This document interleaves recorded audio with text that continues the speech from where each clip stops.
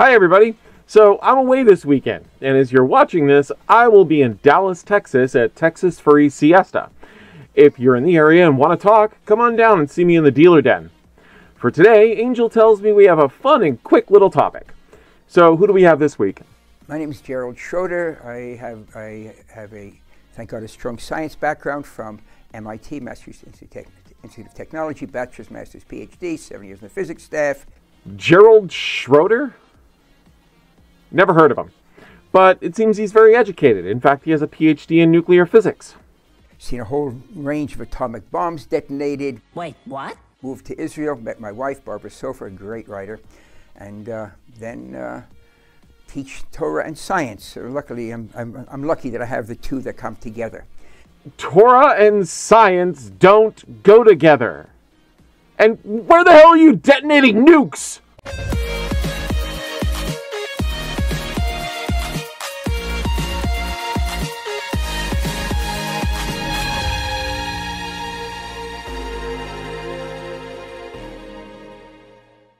I just realized he went straight from nukes to his wife in the last clip of the intro. Jesus fucking Christ!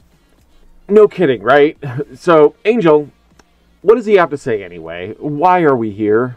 And one of the questions that I'm asked as a scientist is, how can a scientist really believe that there's something that we refer to usually as God?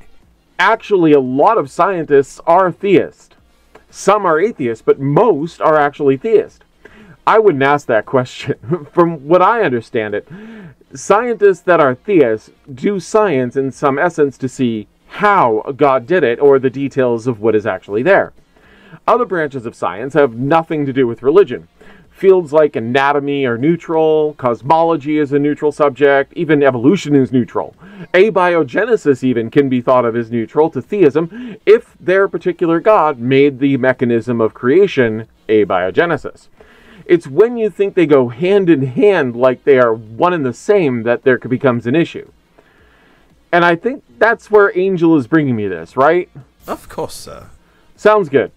Science has in fact discovered God, and you can talk to the hardline atheists and they will say, it looks like science has indeed discovered God. I don't know a single atheist that would say something like that, let alone multiple. I think statements like that are just silly. Let's start poking holes, shall we? That's what she said. Gonna be one of those videos, is it? Yeah. Oh, this is gonna be fun. And how would that be? Well, if you take the trouble of going to the web and there type in WMAP, the initials for a satellite, it's a diagram that shows the development of the universe from the creation over time. It's a timeline. So the WMAP is short for the Wilkinson Microwave Anisotropy Probe, and its mission was to look at the CMB, or the Cosmic Microwave Background Radiation.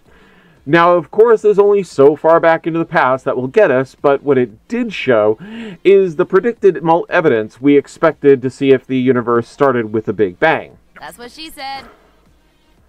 God damn it. Nailed it! We'll get into the map timeline in detail, but what it helped us create is that map. Every word on that diagram comes from the NASA site. It is the condensed knowledge of the scientific community of how the universe created and how it got to where we are today. Pretty much, but I have an issue with the word created in there. There is nothing to see the initial expansion, nor do we know where in the current universe is the center. We are just one planet orbiting one star in one galaxy, and we know there are mind-boggling amounts of galaxies out there.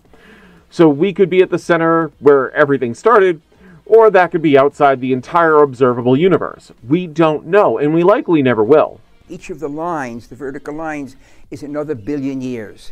Okay, you start from a burst of energy at the extreme left side of the diagram, and you end up at the far end with the oval. The oval is to indicate expansion in all directions. Of course, because it's a timeline, we can't show that on a single piece of paper. So far, we're getting pretty accurate to reality, and he's right. The first stars came and went, making the heavier and heavier elements all throughout time. The stars explode into a supernova, which made even more elements. More stars form, making larger and larger galaxies, culminating to the dark energy accelerated expansion we observe today. We see here, most amazingly, that on the extreme left edge, it shows a beginning to the universe. Now go back less than 50 years. If I were teaching that at Tech, a person could lose tenure saying that there was a creation of the universe. It sounds like it's Bible. Because less than 50 years ago, the overwhelming scientific opinion was the universe is eternal. So Aristotle thought the existence of the universe was brute, and that it existed as it was and is for all eternity.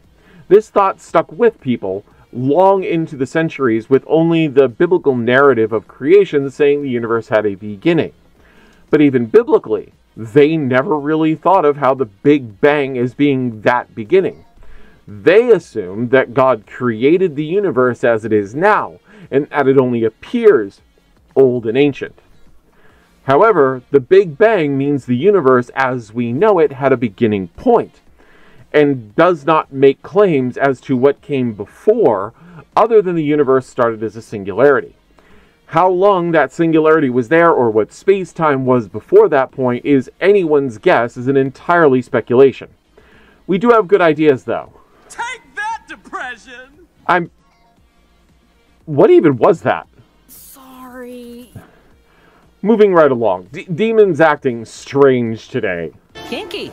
Oh, shut up. Okay, fine. Good. Angel, you're up. There was never a beginning. The Bible is wrong from the very first sentence.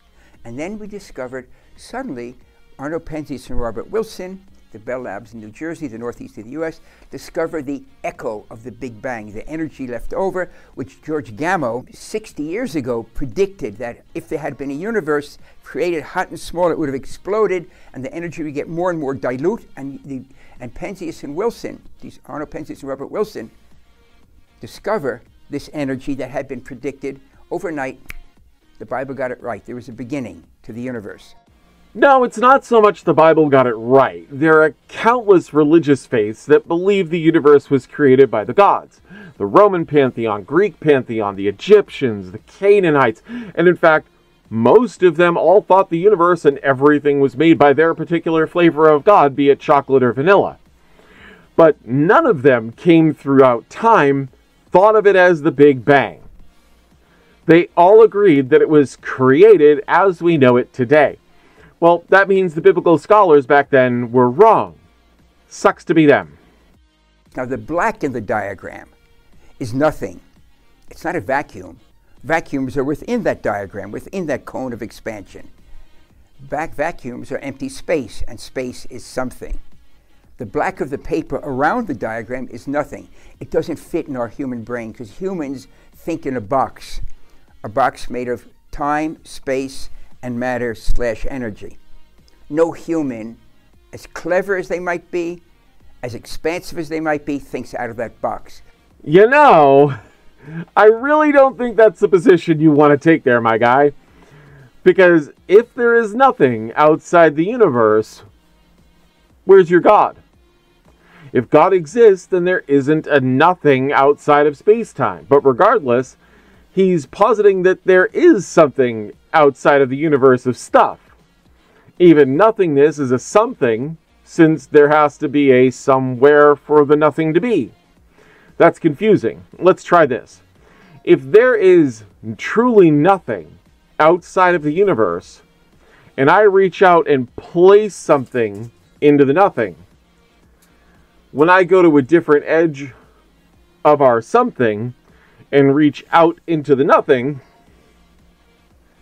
I would touch the thing that I put there, since there's nothing else out there other than the thing that I put there. Shut up! Shut up! Yeah, I just did make it worse. If there is nothing outside of the universe, then God can't exist there, or else there would be a something. You get a tweet now. Yay, beef jerky! How are we going to have this idea, is there a God or not? Notice that the creation force isn't a three-letter word, G-O-D. If you look at the words carefully, it's a quantum fluctuations. That understanding was first brought down by Ed Tryon, brilliant human being, in the journal Nature, almost 40 years ago. Okay, hold on. Is this guy arguing for or against Christianity? I'm confused. That's what she said. For fuck's sake, demon. The universe allows creation of something from nothing, provided you have the laws of nature, quantum fluctuation. Tryron realized, and he published in the journal Nature, one of the 2 leading peer-reviewed journals in the world, that you can create something from absolute nothing, provided you've got the laws of nature, quantum physics and the laws of relativity. In other words, the laws of nature. So you can make something from nothing. Cool. God isn't needed at all anymore. Just the laws of nature. Quantum fluctuations trigger the initial expansion of the initial singularity, and presto, we have a universe. Now, I know he's going to do the whole who wrote the laws bit, but even that is just grasping at this point. I mean, why does there need to be a lawgiver? If he's already giving up creation and allowing something to come from nothing, why can't the laws themselves then be brute? Shut up, dear furry. You're right. Getting ahead of myself here a bit. Stay tuned. What? Now, the laws of nature, the forces of nature aren't physical. They act on the physical. So if they create the universe, that means they predate the universe.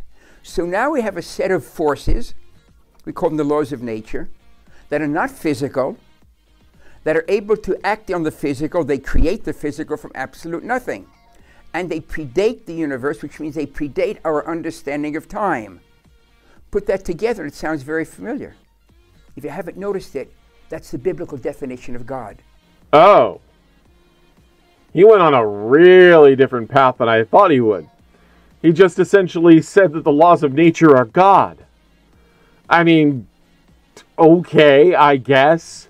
I mean, if you want to worship the natural laws, then by all means, but that is just saying the laws are actually brute and never had a lawgiver. Unless he wants to clarify that a little bit.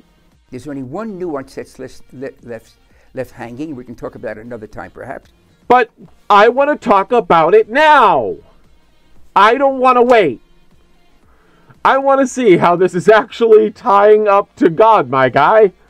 Kinky. We're not putting God in bondage. I'm going to beat you if you keep this up. What the hell are you in, heat? Maybe.